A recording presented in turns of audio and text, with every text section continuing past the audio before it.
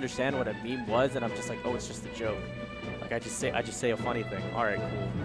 And then I was all right with it. I don't even know what FC1 and GHM is. I have no idea. We have our pre-order system ready on our website. Oh, that's sick, dude.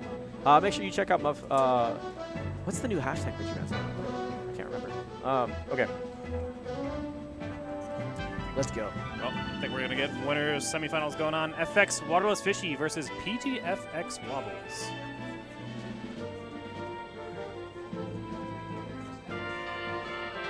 Neptune, if you can press any button right now, what would it be? I don't, what? Getting right into it. Wobbles actually electing to play not Ice Climbers today. He's mentioned this on some of his tweets and some of his discussions that he's wanting to play some other characters just to get a better feel for what those characters are looking for and like what play styles they have and different options they have to understand them better.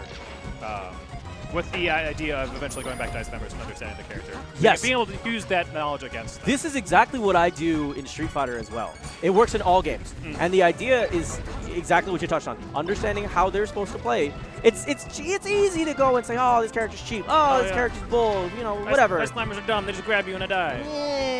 Just no. Go out there, try to learn, try to understand. Don't be so quick to complain. Try to figure out what works, what doesn't.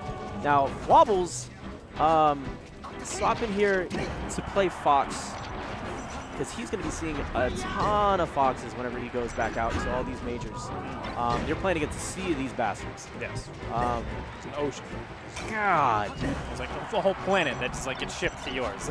Now, we are the Fox planet. Wobbles has managed to get to winter semis using Fox. So what does that say about him? That's actually of zero surprise to me because Wobbles, if you've ever a person who sat down and like just actually played with Wobbles, Wobbles He's just really good. does not just play Ice Climbers. Yeah. Like whenever He beat me with Pichu. oh yeah, you can beat with any character. Like you could probably pick random and beat a majority of the melee community. He's put a lot of time into a lot of the different characters. So the thing that's surprising for me is that he's decided that he needs to gather more information on these characters by playing them more. Yep. Which I get. Well, it is a little bit different playing them in tournament versus just playing them in friendlies and figuring out what they do that way. It's completely different. And then nice with the okay. So drop down up air. Land down on top of them. Yeah, big rewards in Fox Dittos sets out for lots of stuff. There's the down tilt. I talk about this is that I feel like down tilt is a great option, but the problem is that if you hit it on shield or if it whiffs, you're really susceptible to punishes. Yep, not as little end lag as like the Marth style down tilt. So very punishable, and it can be crouch canceled as well. At higher percentages, though, it sets up for cool stuff like that. Yeah, and as a crouch cancel itself there, it's interesting to note, especially in this matchup, if he shined a Fox after crouch canceling an attack, it just puts him on the ground. Like he gets a tech chase afterwards, but that down tilt was a guaranteed combo follow-up. Ooh, we try to drop down up here again. He had all this real estate, but by missing that nair, he put himself into a precarious position, and that's what cost him that stock. Just waiting. Did he just... I think he messed up on the waveland. Yeah, waveland wasn't exactly up, which is not too surprising considering Fox's timing for the ledge dash is kind of tight, especially if you want to be like getting as much vulnerability as possible. Yeah, it's really difficult. I almost imagined that if he saw that there was going to be no tech there, he would have just gone for up smash. But finish him off the top here. Only 42% on him. This is easily mitigated. Not by doing that, no. Got a little bit more momentum. That trade there in Gabe's favor as well. Just waits. Wobbles does slip back into center stage. Hold another. Whoa! Oh, trying to call the tech in place. And not to mention, he was so close to the edge. I don't blame him for thinking that at that point he had him cornered. The only option he would have had at that point was tech roll in if he was that close to the edge. Setting up the safe back around. Shield does manage to clip Wobbles out of the jump. No! He messed up the shine. Okay. Yeah, so close. I think that was Gabe actually fell a little bit further than the end leg of the aerial, so it was a little bit tricky there. Okay. Yeah. That's exactly what we talked about earlier. That's the hard position whenever you're edge guarding Fox. But if Fox ever starts his up B and like above the ledge like that, and you don't hit him out of the startup, it's extremely difficult to punish where he's going to go. Because if you don't grab the ledge, he just goes to the ledge. Correct. And then he's vulnerable because you grab the ledge. If you do grab the ledge, then he's like, oh, you're on the ledge. I'm going to go towards center stage now. Bye. It's a process. Yeah. It is a process. You have to checklist off option after option. And by doing so, you then create ways for you to say, okay, you no longer have this option available to you, choose between the others. And then shutting them down. But by swapping to FD here, you've now made it a bit more reliable. Where you said you have no platforms to go to, either on the stage or you snap and ledge. And I'm not going to let you snap ledge on me. Back here? He's a little bit too low. Yeah. I think he held down instead of side. See? I think that's why he messed up the first time. If he had pressed back, that would have been closer to the ledge, and then he could have just jumped up. Wow. Nice little crouch cancel battle. But Gabe does manage to win it out in the end. The first one that caves and says, fine, I'm done jabbing you. I'm just going to down tilt and kill you. Dirk. Oh. Club there from Wobbles. It's okay. Shakes it off. Yep.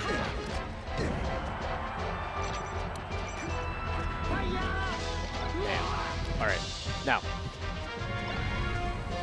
it's funny how much these guys are just kind of setting up Shine. They'll get Shine and then they just try to chase. Yes. Yep, that is one of the disadvantages of Shining against Fox. And Fox is a relatively light character. He does get knocked down by it. So it's not like the guaranteed wave Shrine combos that we're getting on some of the casts. But as percentages increases, does that change? It does not change. It is set knockback for the Shine, so it will always knock him down. You can, if you crouch cancel the Shine, then he will not be put onto the ground. Ooh, that was a sick combo. That dash attack comboed into up air. That was really cool. So what you touched on is exactly why Shine is really good, even off stage, because it always pushes in equal distance every single time, and that equal distance is pretty far. It's pretty far, and considering that you also have gravity, yes, it makes it particularly strong because you're falling so far away, you don't really have a chance to come back onto the stage. So that's why Shine spikes are so good. Very nice patience for Wobbles there. Just waiting for the up tilt chance to come to him. And even with the suicide at 0, Wobbles is pulling into the lead. Oh, and just like that, back to even. Attaboy. All right. Last stock. Wonder what Wobbles has got for us. Gabe is doing a great job, though, of just doing cross-up drills, catching with back airs. But I think Wobbles has just been doing a good overall job of just holding center or pushing Gabe to the corner. Now it looks like it's Wobbles' turn to be stuck on the side. That's going to be too far. He sets up his up B stall too high, and Gabe blinks him right out of it.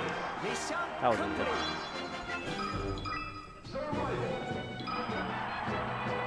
We've been talking about it throughout the match.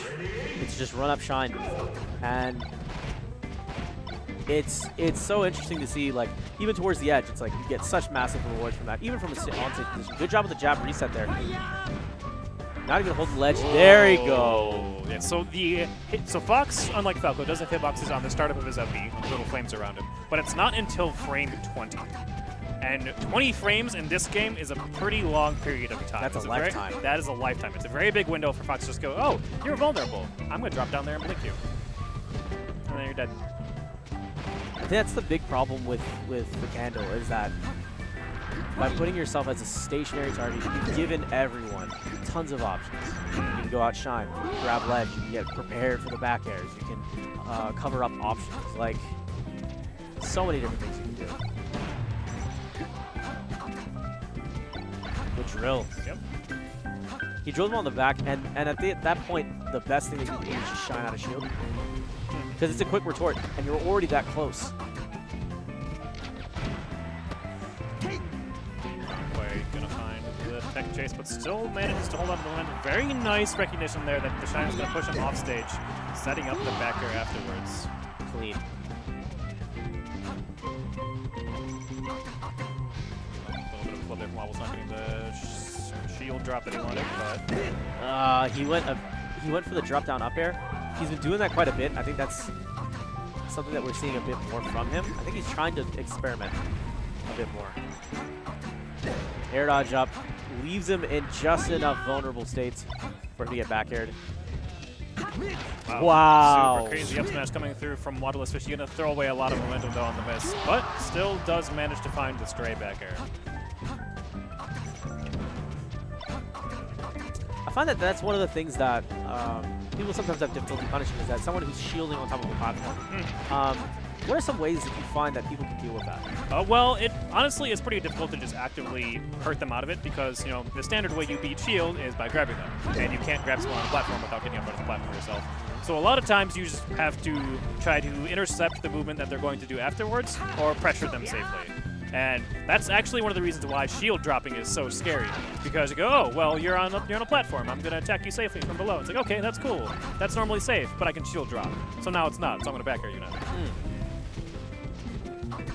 Ooh, the spot dodge a bit too early, getting caught by the nair. Oh, big shine coming through, but does not manage to mop up afterwards. Wobbles going with a little bit of a fancy wall jump there. Hey! Wow, the turnaround down smash reaching super low on this land. And the Wobbles Fox takes it 2-1. For all you guys that thought this man was a one-trick pony, You are so wrong. You've never been more incredibly wrong. Never been more wrong.